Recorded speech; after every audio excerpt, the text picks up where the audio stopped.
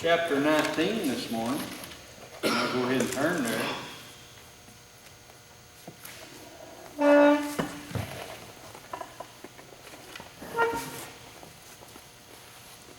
Job chapter 19. And I'm guessing some of you are wondering, because you've never seen before, why we left the cross up an extra Sunday. You know, on the first Sunday we put it up, we have on there the doom and the gloom, the black cloths that are on it, and then on Easter Sunday we decorate the cross and we make it come to life. And then this week is, the Lord's been speaking to me, and we've been preparing a message or whatever. I began to think about that cross and what it would look like today. How that there would be spots on it that were open. You know, last week it was full. It looked like it was completely full of flowers. But this morning there's some spots that are open, aren't there? Some spots that don't look filled. And then most of those flowers have begun to deteriorate. They've begun to droop. They've begun to turn brown and things of this nature. And I began to think about those things and relate that to our lives.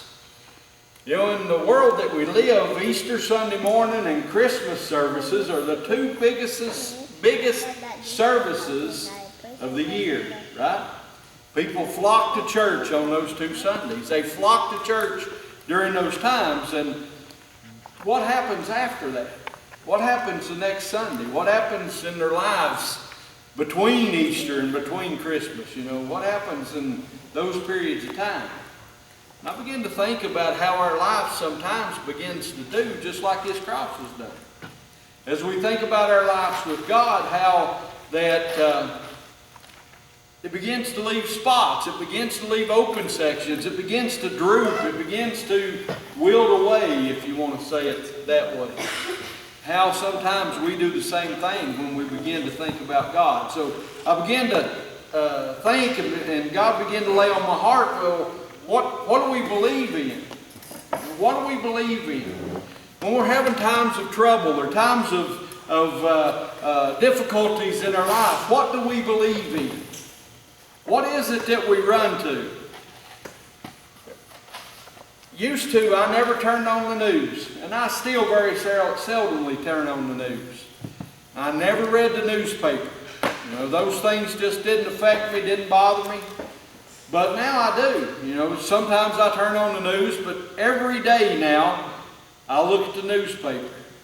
And as I look through that newspaper, I begin to see things in there that people put their trust in, that they put their hope in, that they desire in their lives that will keep them safe or keep them going or supply every need that they have in times forward. You know, I see that. And I have to ask myself, well, what do I believe in? You know, when I'm in times of trouble, when I'm in times of hardship, what do I believe in my life? What do I put my trust in? Do I put my trust in my bank account? Do I put my trust in those around me? Do I put my trust in the government? Do I put my trust in whatever? We can fill that blank with whatever it is that you all put your trust in. What is that? You know, we each have times of trouble. We each have times in our life when we find ourselves in a situation or a circumstance where it's undesirable to us. We mentioned this morning, I think it was Gary mentioned this morning, to remember the shut-ins and things of that nature. No fault of their own. You know, people get older. They begin to not be able to get out like they used to. That's no fault. But yet they're suffering because of the consequence of this world. What do they put their trust in? When family or friends are having to stand outside a window and wave at them or talk to them on the phone as they wave at them through the window. And what do we put our trust in when those things come about, when we're having these troubles of life? What do we put our trust in? We each have times of trial in our life. We have difficulties that we go through. Maybe money problems, maybe family problems, it may be sickness or whatever. You know, we have those things in our life. We see all these things in Job. You know, we can go back to the first chapter and talk about Job. We've seen that he had family problems as all of his children had died. They were killed. he had financial problems. All of his substance was taken away. We see that he had physical pain as he had the boils from the bottom of his feet to the top of his head. We can see that he had friend problems as his friends come to him and began to point their fingers and say, "You've bound to have done something wrong. You've bound to have sinned against God." We can see his wife say, "Curse God and die." Seemed like everything in this world was against him. We have those things sometimes. We feel like everything in this world is against us. We can't get comfort from our family. We can't get comfort from our friends. We can't put our trust in the things that the world does, our monetary things, the things that we have that we can touch, our bank accounts, things of this nature. All those things sometimes are gone. So what do we believe in when we face those times? What do we believe in when we're going through those difficulties of life? What is it that we believe in times of pain and anguish? You know, we each have those things in life. I'm beginning to understand that a little more. When I played sports, you know, I had some injuries, and those injuries hurt, but after a period of time, they went away. You know, I told you this morning, first thing I'd done was grab Mackenzie's hand and look at her finger. She had it injured playing softball. And I wanted to see what God had done. I wanted to see the things that had come about. And it looked, if she'd have showed it to me now and said, "I hurt that a couple of weeks ago," I'd have said, "Where?" You know, I wouldn't have known. But as you get older, we begin to have those aches and pains and things that come about just from regular activities, don't we? I got out of the car there this morning, I told Kay, I said, "Boy, I wish I'd have got a massage yesterday evening." You know, I was just doing the things that we normally do, the things of life. I planted some things yesterday and was stooping and squatting and getting up and just God allowing me to be me and doing the things that I like to do. My legs are sore this morning. It felt like somebody beat me with a stick. That's what happens as you get older, I reckon. She might have. Well, that's true. That's true. I sleep pretty sound sometimes, so she might have took that stick to me. But those things come about, don't they? And what do we believe in when we're in those times of pain, in those times of anguish in our lives? What about the times in our lives when we have that bad news come about? We hear that something is not going the way that we want it to go. We're sorry, but we no longer have a place for you. My dad was telling me that one of my friends had been let go from work, and I didn't know that. They said that he said that they just walked in one morning and said, "We no longer need you, and get your stuff and leave." That's bad news. What do you do when you have that bad news? What do you do when they give you that pink slip and say, you know, "We're closing down"? What do you do when you're at the doctor's office and you hear that your spouse is got something going on with it? What do you do when you're sitting in the emergency room and all the hectic activities going around you? What do you do when that bad news comes about? What do you believe in? What do you believe in? You know, I mentioned Job's friends. What do we do when our closest friends has lost faith in us? When our closest friends believe that we've done something that we know that we haven't. When everybody around us, it appears, is against us.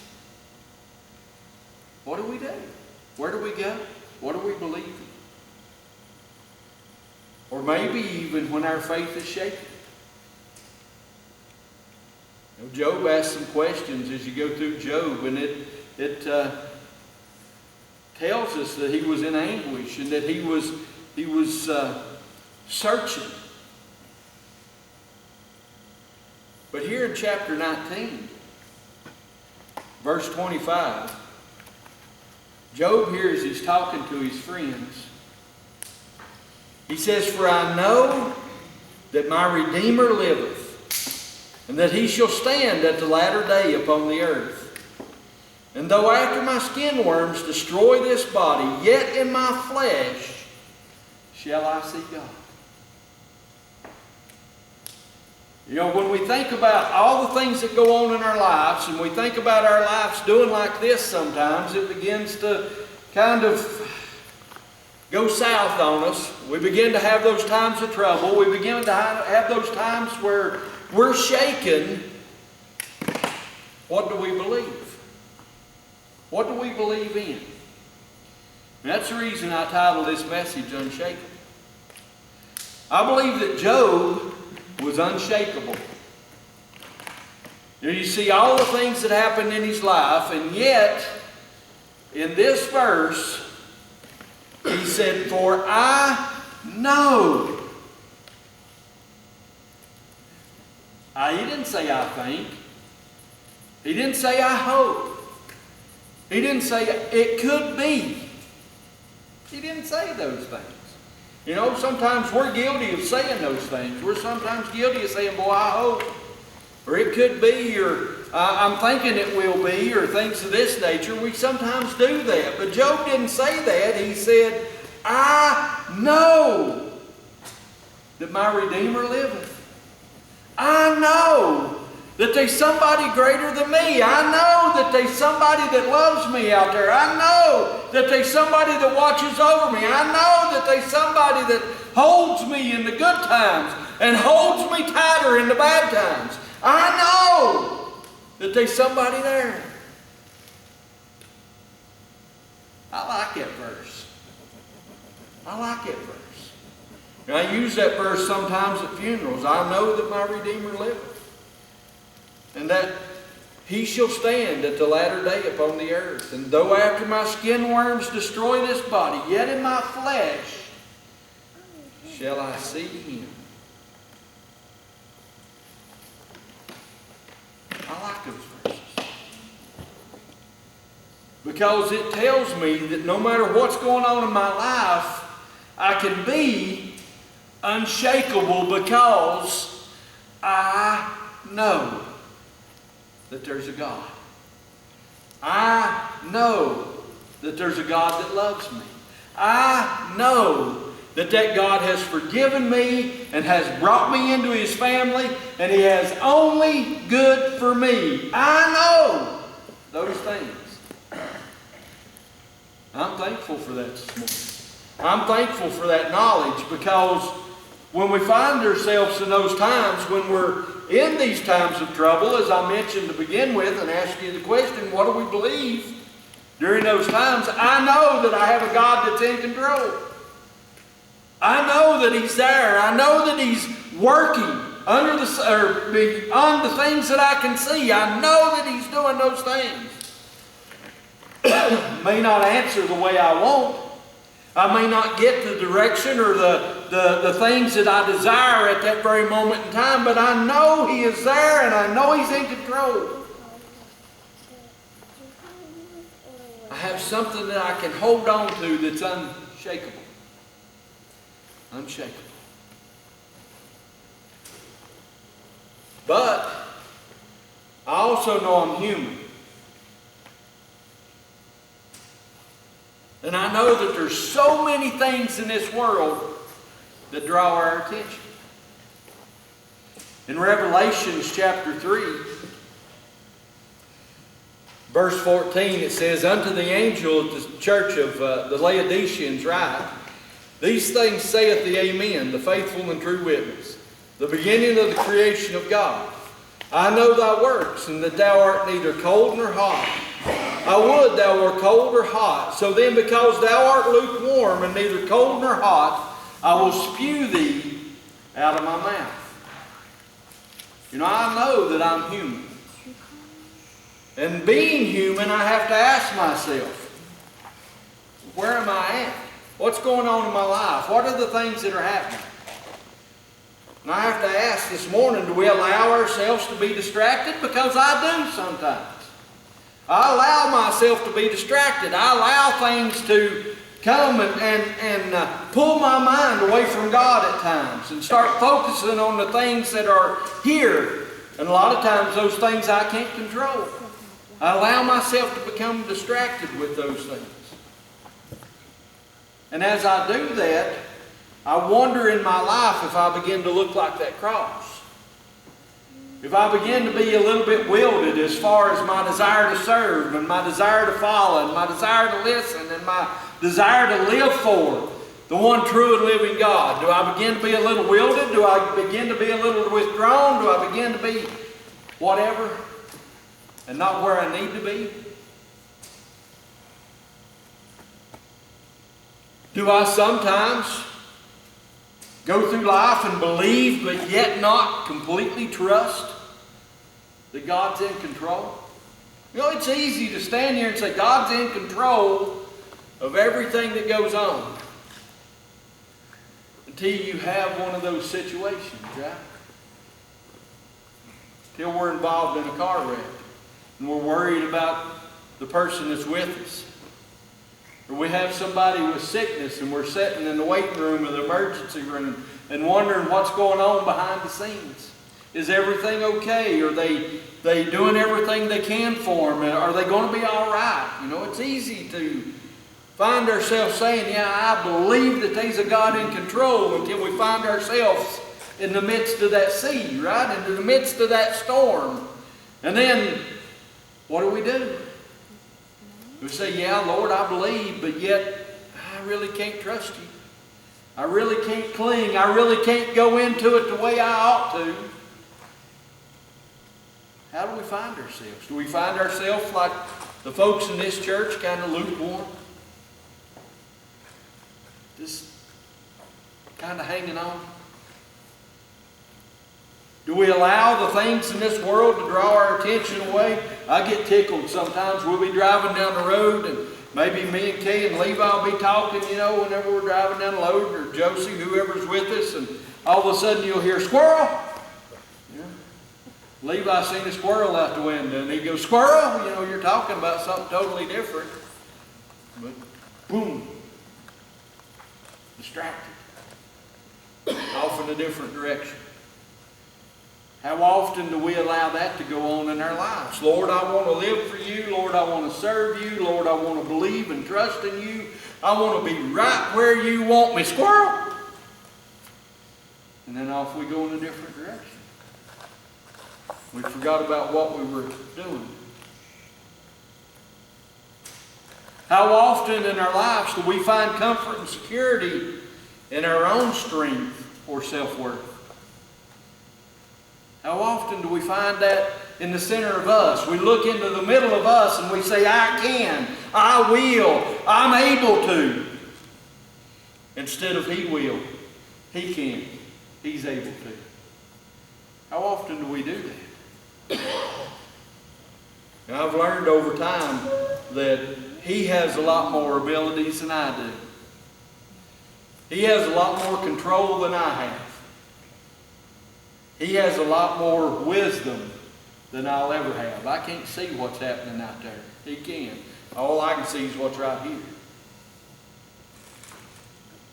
But how often do I trust that I can handle what's right here instead of believing he knows what's best right there?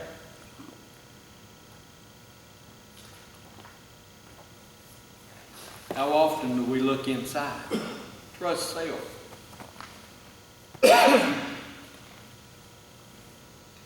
How often do we trust in the things that's seen only? You know, when Jesus resurrected, he saw the women in the graveyard there, and he said, go tell my disciples. They went and told, but they had a hard time believing. Thomas even said, well, I just can't believe until I can stick my finger into those nail prints and into that side that they cut with that spear. I just cannot believe until that happened. In John chapter 20, verse 27, it says, then said he to Thomas, reach hither thy finger and behold my hands. And reach hither thy hand and thrust it into my side. And be not faithless, but believing. And Thomas answered and said unto him, my Lord and my God. He recognized who he was, my Lord and my God. And that's the way we are a lot of times. We're kind of unbelieving and untrusting. And then when we get to that point, we say, my Lord and my God. We get to the point where we finally realize who He is. And Jesus said unto him, Thomas, because thou hast seen me, thou hast believed. Blessed are they that have not seen and yet have believed. You know, we have to believe when we hadn't seen. Do we trust in those things that are seen only, or do we trust in the things that we have a belief and a faith in? That God is in control, that our God is alive, and that He is looking out for us. What is it that we do in our lives? In Revelation chapter 2,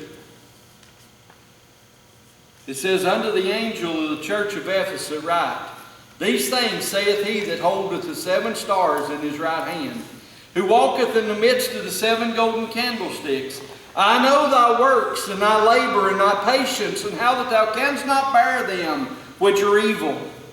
And thou hast tried them which say they are apostles, and are not, and hast found them liars, and hast borne, and hast patience, and for my name's sake has labored, and has not fainted.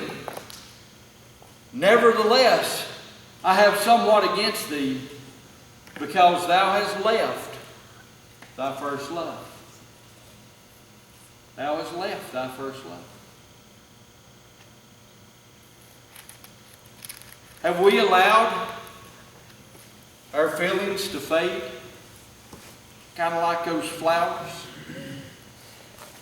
You know, this may be a strange message for the Sunday after Easter, but because we get so excited and we get so revved up because of Easter and Christmas, you know, those are major events in a Christian's life. We get so revved up by them, and then the weeks afterwards, you know, we're still going full force. So it may be a strange question on the weekend after, but you know, if I waited 4 or 5 weeks, our flowers would be plumb black, wouldn't they? I'd have to ask you if you're dead instead of just fading. Have we allowed our feelings to fade? Do we allow ourselves to begin to fade away from the things of God and begin to look around, kind of like Peter did on the sea? Have we lost our focus? Have we allowed our faith to diminish like Thomas? We allowed ourselves to question and wonder.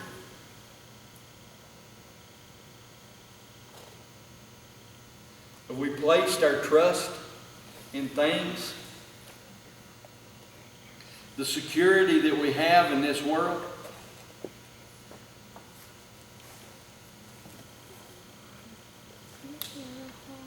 As I get closer to retirement, I think more about those things, the security that I would like to have as I go into retirement. You know, I think about that. And I know a lot of you have already thought about that and already went through that process. And some of you are going through that process right now. You're thinking about those things.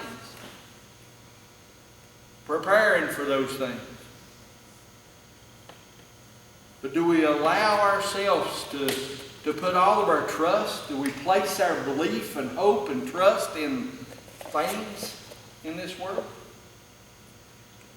You know, I ask myself, how much is enough? And I ask God, I say, how much is enough? And I quit asking how much is enough. I say, God, you tell me when. You tell me when to go. Because if I keep asking how much is enough, then I'm going to be just like Rockefeller. And I'm going to say one more.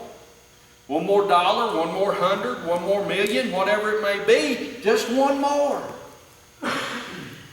It's never enough, is it? When we're thinking about our own. It's never enough. God, just tell me when. Help me to trust in you, because the Bible says that you look out for everything that's in this world. Help me to trust in you and know when, not how much.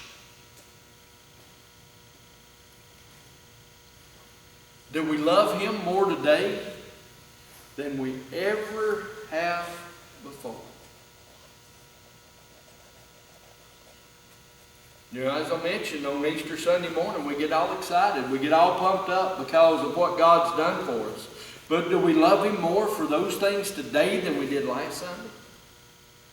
You see, that's what our desire ought to be. We ought to each and every day strive and desire to love Him more today than we did yesterday.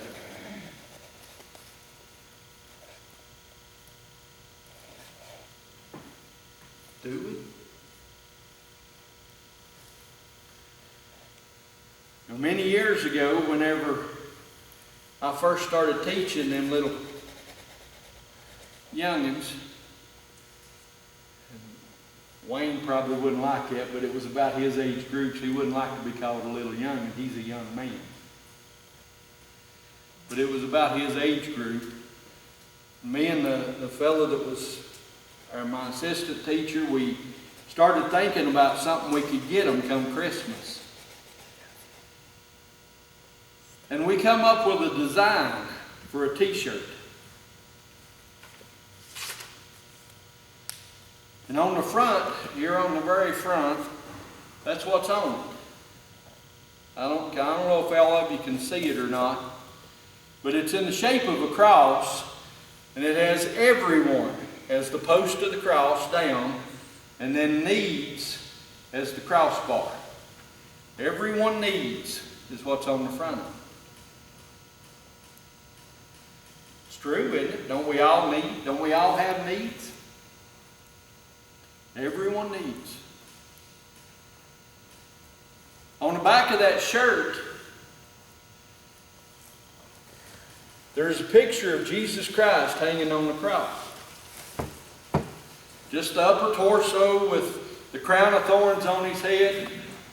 And the caption below it says, "Someone to look up to." Everyone needs someone to look up to. In John chapter 3, verse 14, it says, "And as Moses lifted up the serpent in the wilderness, even so must the Son of Man be lifted up, that whosoever believeth in him should not perish, but have everlasting life." Everyone needs.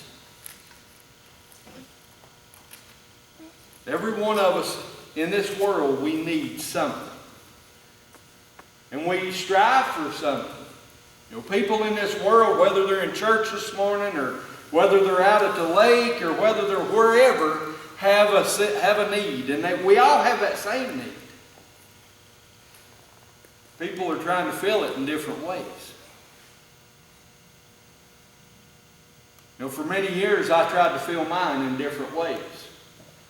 You would have found me on a Sunday morning like this on the top of Green Mountain over in Greene County, on the saddle of my KTM, looking at God's beauty with the throttle about half wide open, going through those mountains. That's where you would have found me. And I would have told my mom, "Well, Mom, I'm closer to God there than anywhere else I can get on the top of them mountains." Physically, I probably was, but spiritually, I was as far away as I ever could get. I was looking. I was searching for something. Going across them mountains didn't do it for me. Now, that bike still sits in my basement, but I'm not on the top of that mountain this morning. Why is that? I found something. I found something that couldn't give me. I found something that I could trust, something that I could believe in, something that I could hold on to, something like Job had found when he said, "For I know that my Redeemer liveth." I found something unshakable. You see, everyone needs that something unshakable. And I'm wondering this morning if you have that. I'm wondering this morning if we kind of go through the motions or things of that nature. We get all excited about what God's done, and then we fade away to the next point of excitement and have never realized that everyone needs something unshakable. Because we all do. Have you realized that and accepted that in your lives? If not, then there's no better time than now, is there?